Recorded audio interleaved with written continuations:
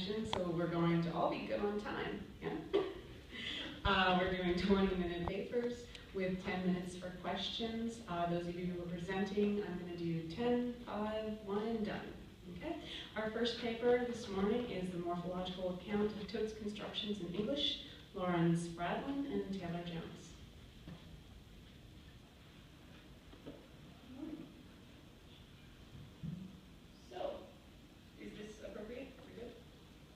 Closer? How about here? Okay. So we are going to talk about totes. It is all the rage. This is what you get if you Google it. It came from Totally, they told you, but that's true. So the roadmap is, what is a totes? The data that I use to decide that, how to form them, unattested tautosyllabic sequences that matter, other special phonotactics of the construction, and my favorite, a preponderance of palatalization, and then bonus features if we have time, but it is the last session. So, what is a totes? This is one from the newspaper. Here are some. There's a rather bombastic and barbershoppy version of O Come Emmanuel, sick, that keeps coming up on Pandora, totes it a pro. Here we have under scroot. I out pretentious people by being nice, take that. And about to get Urban Dicsh to tweet me my favorite definition. So it is a subset of what's probably being called abreves right now. People are writing a lot about it. They're upset about spelling, and it's ruining English like all things are. This is the history I've been able to find. It's first attested on the internet in 2003 by a college student in Michigan. 2009, I Love You Man came out, and Totes My Goats happened. The Totes for Dictionary is a little coffee table book that you can buy. It's a mix of abreves and pejorative feelings about them. In 2014, the FBI had a Twitter manual with 2,800 things. This says totes, tots, or tots, and it means totally, and then totes fresh. They also had this, which is to the best of my knowledge. So how accurate it is questionable. It's also a cat food brand that Rachel Ray made. They're available there. Nutritious, not the only totes. Okay, so this is a work that I've been working on for a couple years now. My original data came from two sources. A guy whose name is Crump and General Totesers. So from @TotesWords, which is his handle, I pulled 438 unique stems from his Twitter, and thank goodness for me, he stopped tweeting in October 2013, so it's a closed set. He doesn't do it anymore. But that's 3 years. He is the self-proclaimed expert on the subject. It's great. And then from other platforms, I pulled 180 other unique stems of a different population from Facebook, Twitter, blogs, text messages, chats, and it's a larger chronological scale as well. So 2003, from the original to 2014, when I first started writing this paper, I threw out anything that seemed like it was mocking. So these are genuine uses of totes, like naturalness in speech, other kinds of speech. And I also, if I could find one, I pulled the tokens where the truncated form existed with the full stem, so that it was clear that that's what it was. We also started pulling supplementary forms in groups of 10,000, just to fortify our observations. They're not included in the statistics in this, but we pulled about 20,000 a week, filtered for handbag references, sale of 20% off, women's fashion. You would be astounded. Umbrellas. We filtered for retweets, and then we ended up with about 5,000 to 10,000 a week. This is happening. We still have to look at the giant data. This is my electronic data disclaimer. So contentfully, these are fun, but also a little salty. Orthographic tokens, we are assuming, are written speech rather than writing proper. This is something that's emerging in literature. They're transcribed in my regional dialect. I don't know if you've noticed, but I don't have all the vowels that people on this coast have. The vowels don't really matter. So for example, totes trage is from tragic, totes perfection, here we have it. This is one version of uge. However, ush is not a thing. You couldn't truncate it and get there. Unforch is from unfortunate. When it was ambiguous, I crowdsourced it. I either asked other people that I knew how to pronounce it, or I found it on the internet in full form. Sorry. Okay, so I was wondering, do you guys totes? Anybody? Straight elbows? Ah, this is amazing. Okay, so we've been on a hunt of who is a toteser. We'll see.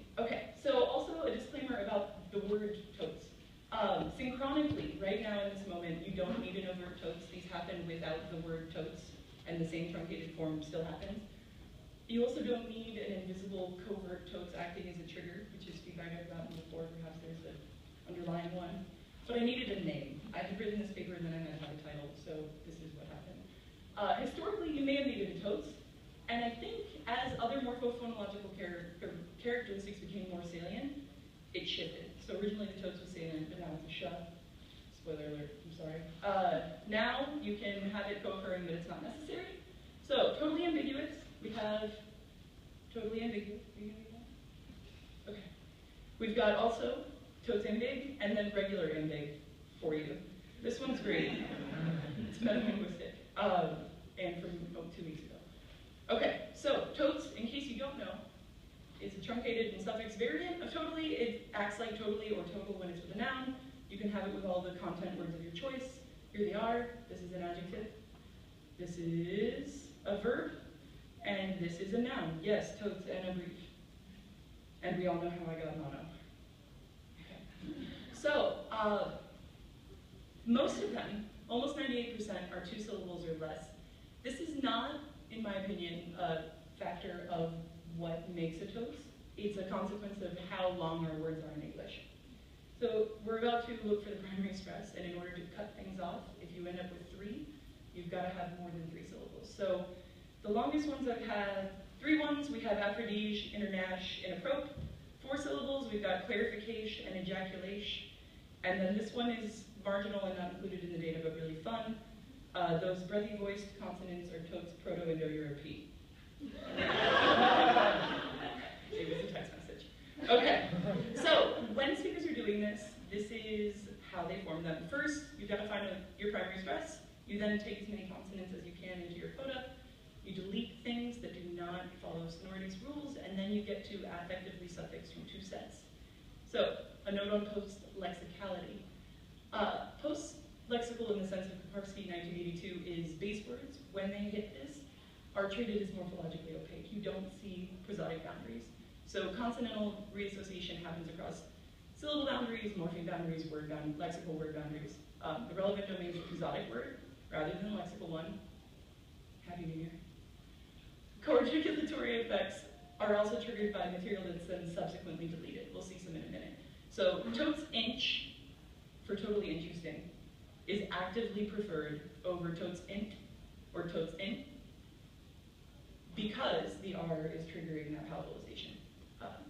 And also, if you look for totes int or in, it's unadjusted. Okay, here are examples. We have an R, so we get inch, another R for broche, aphrodise, and much, or muches. This is part of what people are upset about with the spelling. You're deleting a phoneme that is half of, you're deleting a grapheme that's half of the phoneme, so it's an issue. Okay, so the other thing the Totes are doing are trying to get as many consonants in the coda as possible with a disclaimer. So you need to follow illicit sonority contour, and you cross syllable boundaries, morpheme boundaries, and lexical boundaries. Here we are. So here's off, from awful. Bed, from bedroom, voice, here, democ, hope, joy, play, pornob, synth, threes for threesome, wonder, which has a secondary stress, but if you just said wonder, it wouldn't be parsable. All of the days of the week and November show up this way. Across word boundaries, we get H for H, blue for blueberries, bullsh for bullshit, home for homeboys, I for iPhone, seeds, welbs, wheelchairs, foch for show, firsh for sure, and hashtag firshies is now something that has been trending. So one of the main points is that sonority matters when you're deciding which consonants get to stay. I took the sonority hierarchy for codas from Hammond 1999. What's important for our purposes is that R is more sonorous than L, is more sonorous than nasals, is more sonorous than obstruents. So, for example, these are well-formed contours, and after you scoot over, you get to stay. So Earl for early, ginorm for ginormous, herp for herpes, and horn for horny. These are the examples that fit what I was looking for, right? Okay.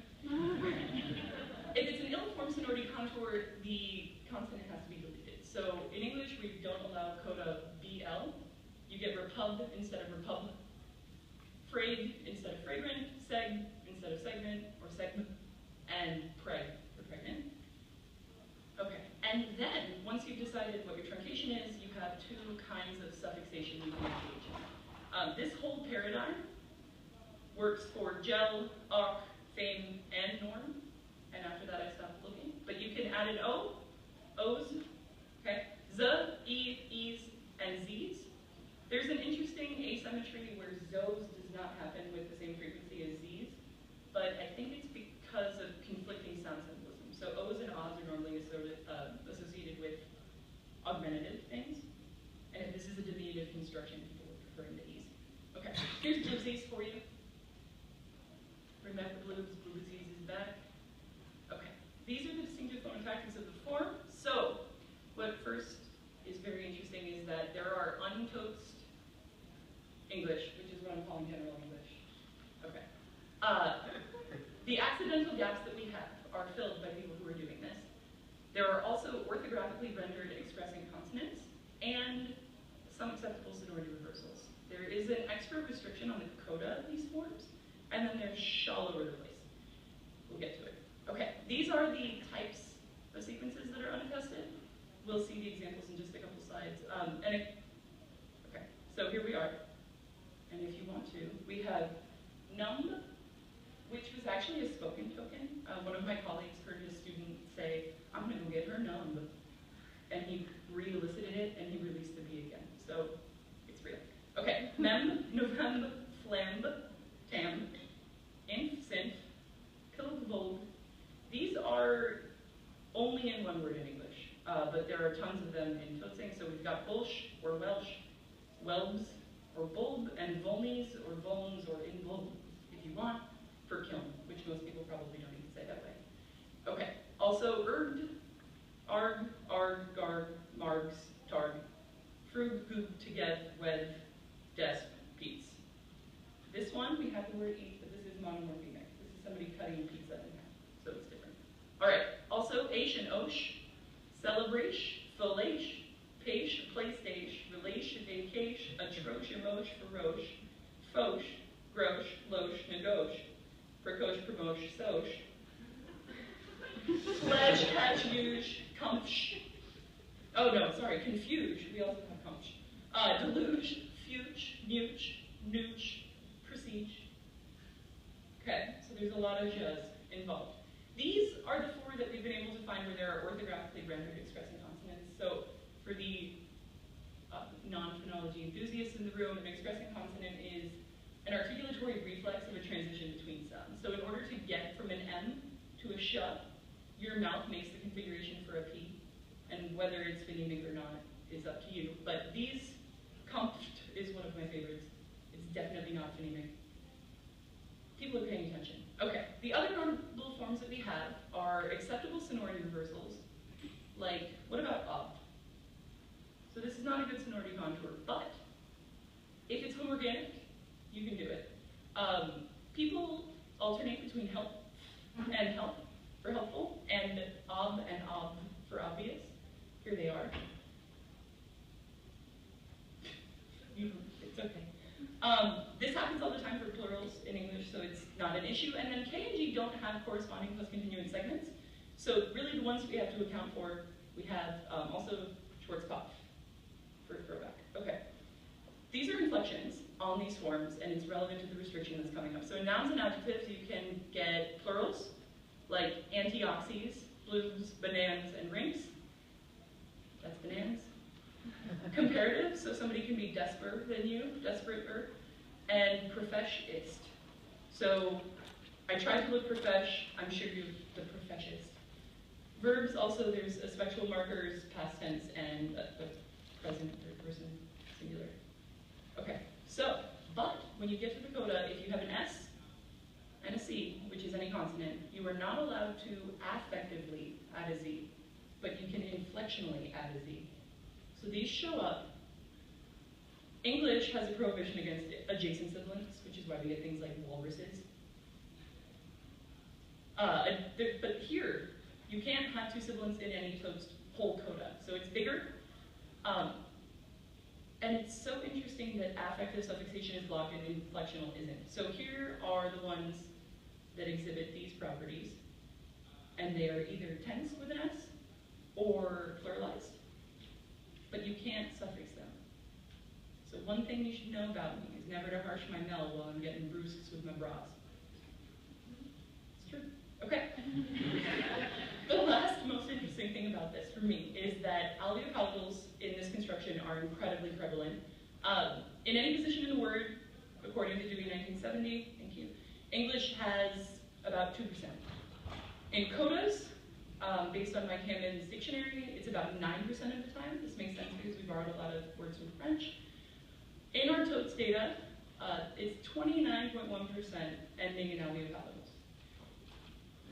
This was originally called the alveopalatals or crayfish crab. Okay. I think speakers are targeting them. The first three of these are phonological, and then there's affective palatalization in English, which is a big deal. We'll go through them. So, people, I think, are targeting words that have this sound, whether it's intentional or not, but allerge, appreciate, or appreciative, you can read these. Nostalgia is great. They're also targeting words that they know will cause a morphophonemic alternation that will generate an alveopalatal, like emote to emotional, pretense to pretentious, confident to confidential. Those morphemes trigger it, so they're doing that. Also, post-lexicality and co-articulation. We have 3/4 of a rookie rule. I don't have a K, but I do have RUI causing palatalization in these forms. Sorry, that was fast. Okay. And then affective palatalization in English, the first. Okay, so affective palatalization is also called expressive palatalization, and Ohala defines it as an apparently phonologically unmotivated process that applies in baby talk registers, diminutive constructions, and sound symbolism. And it's iconically associated with the notions of smallness or childishness. I don't know if that's true for Totes. But Japanese and Wakari have certain consonants that are always palatalized. Kwame and Lake Ojibwa mark diminutive constructions this way. Southern Sierra Miwok, Wiyat, and Sahaptin palatalize consonants in constructing diminutives as well, so does Basque and Japanese. Also, Quechua and Russian make nicknames this way. These are my sources for that, but it's all over the place. And cross-linguistically, it's very common, and I think this is the first time we're doing it systematically. So we have a lot of sa to shas in Totes final position, like awesome goes to os, goes to osh, dish for decent, imposh for impossible, impresh for impressive, posh for possible, brosh, douche. Oh, one of these should be brush, I'm sorry. And toch is even a thing now. Okay, there's also suffixation of just of show. So once you truncate maybe, you get made, and there are made-shes in the world. Here we go. I would never ask my parents to buy me those lol, but yeah, IDK would ask what else to ask for though, made-sh a massage. And comft-sh. Comft-sh-num, winky face, ha ha ha ha ha. There are others. Okay, so what this tells us about people who are Totesing is that you all who raised your hands know the difference between acceptable Totes and untotesed English words, and that you also care about well-formedness. So we, when we Totes, avoid random phoneme sequences. We don't just bag of phonemes. We also skillfully exploit accidental gaps, but adhere to English's sonority hierarchy with the exception of the organic consonants. And it also tells us that perhaps affect is more important than adhering to what you know about English's lexicon. So, what we did is tell you the typology of Totes and how they're formed, talk about the untested sequences, and then we have phonological and affective palatalization. So where I'm headed, or maybe we are headed, what's really interesting about Totes is that in 2003, it was very different than it is now, and the people who were using it in college in 2003 are now 35, but they still have it. And so I'm interested in looking at the generational differences and like micro-historical work. Also, we can't figure out who is doing this. Somebody has asked me, so do straight guys Totes? And I would imagine that brosh is probably one of those, but they're harder to find. Also, I've been asked repeatedly, what is this signal? That's not, I don't know yet, truthfully. And also, this is something that's coming up. I think that people are now more phonologically, metalinguistically aware, communicating electronically because they want it to be faithfully rendered on the other side.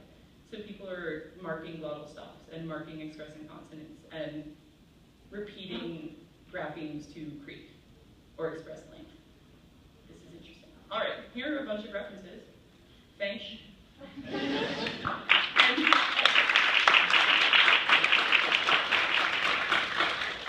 And in the Q&A, if you want, we have a bunch of bonus features for you.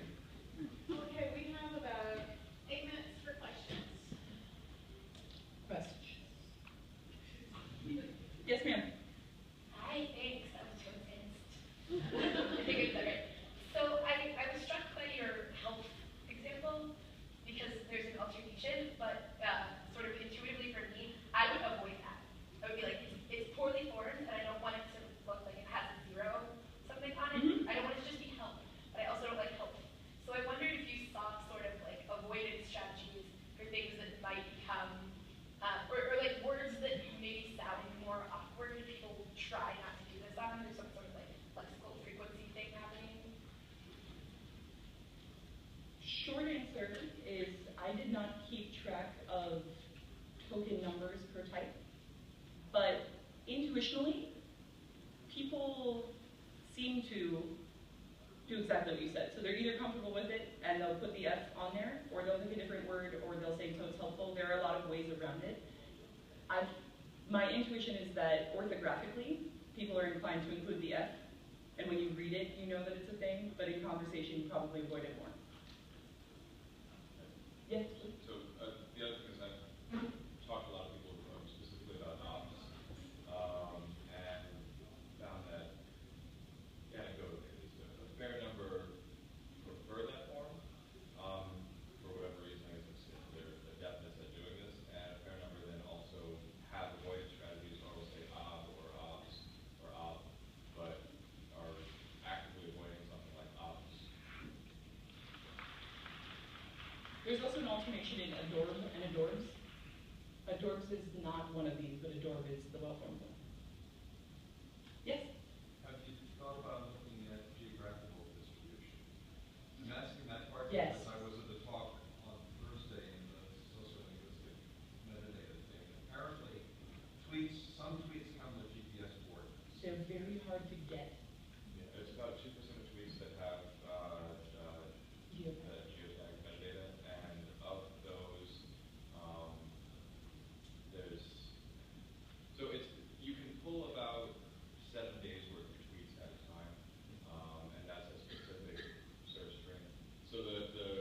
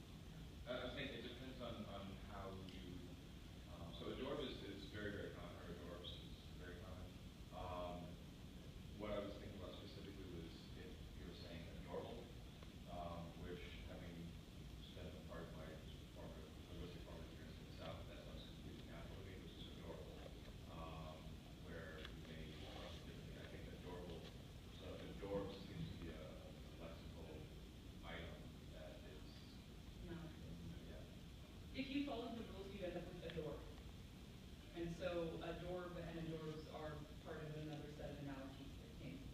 Just like magote is not, or it's associated with toast, but it's not one of these. Yes? So can you do these with forms that are already abbreviations? Like I was sitting here Yes. thinking like snafu, you're just saying snaps, or And scoops, for scoop ups. yeah. Toast hoops. They, because it's morphologically opaque, whatever your input is, go for it. Some of them are very interesting. I have really long ones that ended up very short that I'm happy to share afterwards if you want. But yes. Okay, comparison notes. So Chelsea's